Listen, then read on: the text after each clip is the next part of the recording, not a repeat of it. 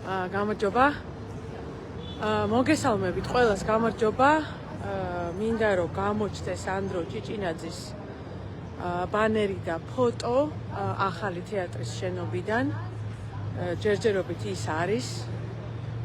როგორც ჩანს, ვიღაცა ბოროტმა თუ არ ვიცი რა დავარქვა, ბიუროკრატმა გადაწყვიტა რომ ეს ბანერი ხელს უშლის მას, გამოაკრეს ახალი ფირნიშები პროგრამის აღსანიშნავად და მე ყველას გაგახსენებთ, ეს საიდან დაიწყო? ეს დაიწყო ჯერ კიდევ მაშინ, როდესაც შარშან აქტიური პროტესტები რო იყო, ამ დროს დილას პროტესტის შემდეგ, ესე იგი რუსთაველი რო იყო ბრძოლისველად გადაქცეული, ალაგებდნენ ხოლმე რუსთაველის გამზირს და დილას ავტობუსები დადიოდნენ გამზირზე ქალაქში, ისე თითქოს არაფერი არ მომხდარა.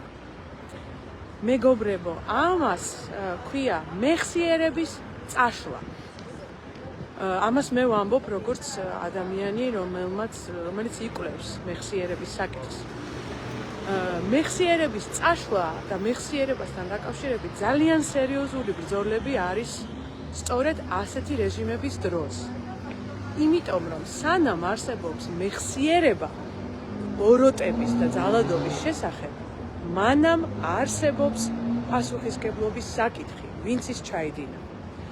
მაგრამ თუ წაიშლება მეხსიერება იმის შესახებ, რომ ქვეყანაში არიან პოლიტპატიმრები, როგორც ანდრო ჭიჭინაძე და სხვები, იმის შესახებ, რომ ადამიანებს ტყილა აკავებენ და სვავენ ციხეში, იმის შესახებ, რომ აგერ გუშინ გამოქვეყნდა დასკვნა, რომ ციხეებში არის წამება, არახუმანური მოპყრობა, საერთაშორისო დასკვნა. სანამ იქნება მეხსიერება, მანამდე იქნება ჩვენი იდენტობა, იქნება ჩვენი ბრძოლა და მანამდე იქნება კითხვა, რომ ვინ დააშალა. ამიტომ უნდათ ანდრო ჭიჭინაძის ბანერის ჩამოხსნა, იმიტომ რომ ის ამ ხალხისთვის არაკომფორტულია და მე მინდა თბილისში ხო ვცხოვრობთ არა?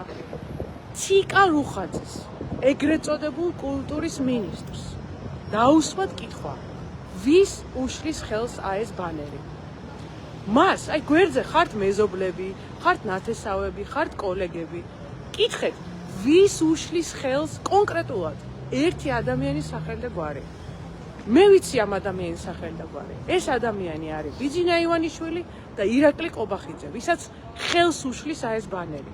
მაგრამ დანარჩენს საქართველოს მოქალაქეებს არავის ეს ბანერი ხელს არ უშლის. და ბრძოლა ესეთი სიმბოლური ნაბიჯებისთვის აუცილებლად გაგრძელდება. ამაზე დამატებით მოგიყვებით კიდე და ეს ბრძოლა სხვათა შორის სახლში, ოჯახებში, კერძო თუ საჯარო სივრცეებში უნდა მოვიგოთ და მოვიგებთ აუცილებლად.